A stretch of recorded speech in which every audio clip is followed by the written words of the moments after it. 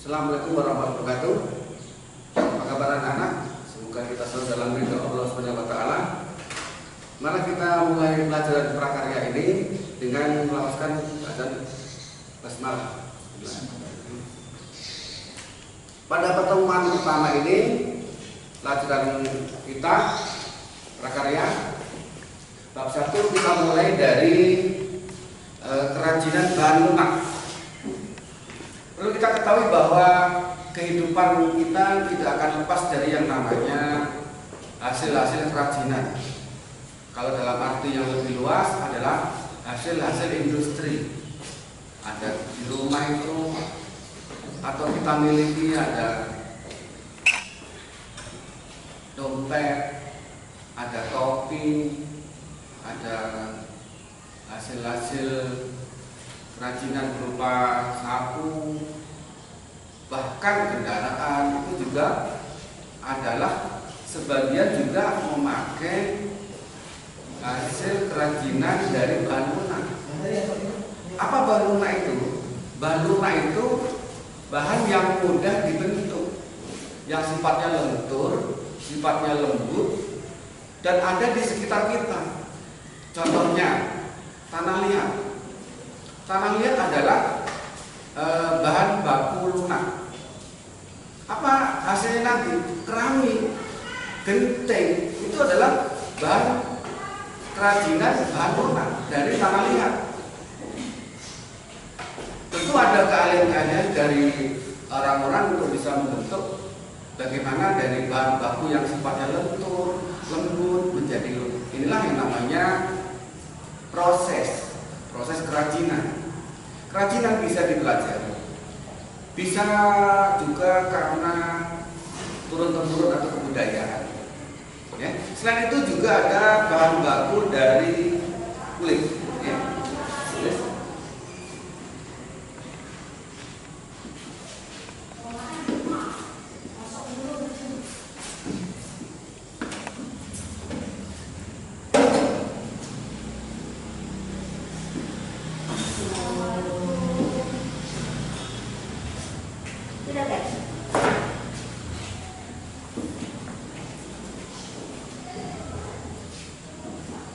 Jadi kelompoknya ada dua, bahan alam dan bahan buatan.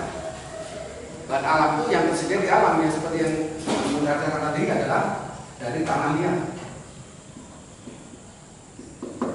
Kemudian apalagi dari getah, dan lain-lain. Banyak. Ini tersedia oleh alam, Nah, kepandaian kita bagaimana dari bahan-bahan baku ini bisa menjadi produk atau menjadi hasil. Kemudian bahan yang buatan, artinya tidak tersedia oleh alam. Adanya bahan ini karena memang dibuat, misalnya lilin, kemudian ada bin, kemudian ada misalkan sabun. Nah, ini semua ada di sekitar kita, mudah didapat dari lingkungan kita ini. Tanah liat, saya ulangi lagi, itu ada di kebun, di halaman, yang cara membuatnya sangat mudah. Kita ambil tanah tersebut, kita taruh pada ember bekas atau panci bekas, kemudian kita campurkan air, kita tumbuk-tumbuk, maka jadi yang namanya bahan keramik atau lempung. Nah, ini bisa kita buat apapun, bahkan oleh industri ini bisa menjadi keramik, bisa menjadi genting, bisa menjadi batu bata dan lain-lain. Kita membuktikan bahwa alam atau Tuhan menyediakan bahan baku ini yang nantinya akan digunakan sepenuhnya untuk manusia ini. Demikian juga ini kulit.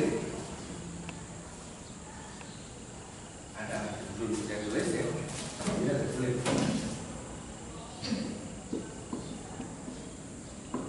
Nah, kulit hewan, kulit ular,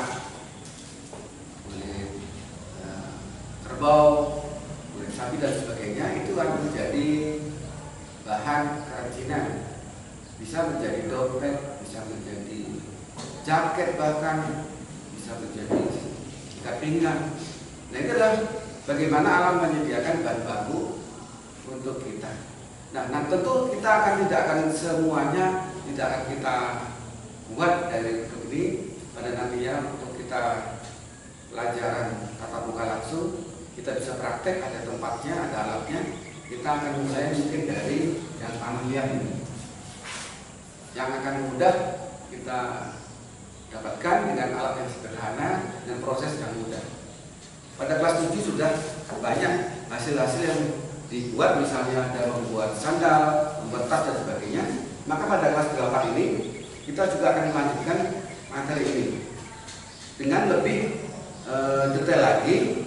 Nantinya setiap barang itu anak-anak harus membuat perincian, yaitu yang pertama adalah alasan membuat barang itu, alasannya apa, kemudian bahan bakunya apa saja, alatnya apa saja, ya. Jadi pada waktu pembuatan nanti, pada proses produksi,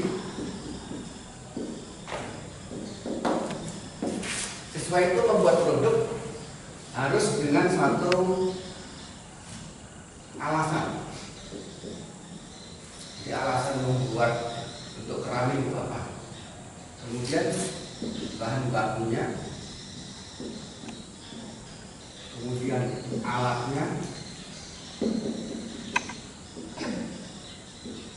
kemudian 4 adalah gambar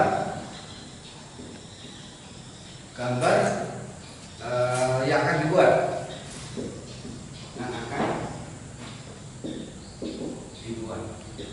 Kemudian 5 proses pembuatan. Yang keenam adalah uji. Tahap uji dari barang tersebut, apakah bisa dipakai, bisa digunakan. Nah, ini adalah pertemuan kita dalam bab 1 ini tentang kerajinan dari bahan lunak. Sifat bahan lunak itu adalah, ulangi lagi, lentur, lembut, mudah diolah dengan teknologi yang sederhana. Bahannya apa? Ini termasuk tanah liat, getah, kulit dan sebagainya. Dengan bahan buatan lilin, gips dan sabun. Ya. Ada tugas yang kalian harus buat, yaitu nanti pada halaman 7 itu lembar kerjanya terlihat ini.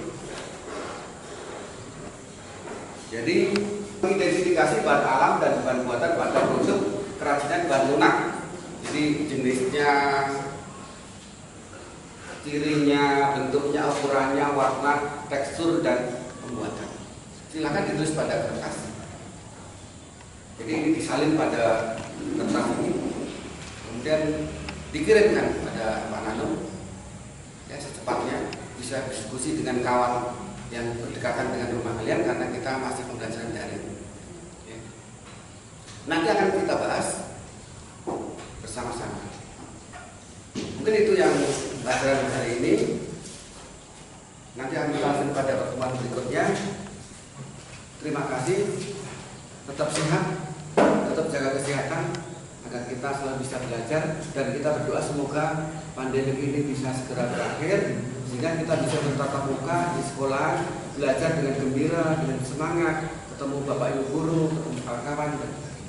Sekian, Assalamualaikum warahmatullahi wabarakatuh.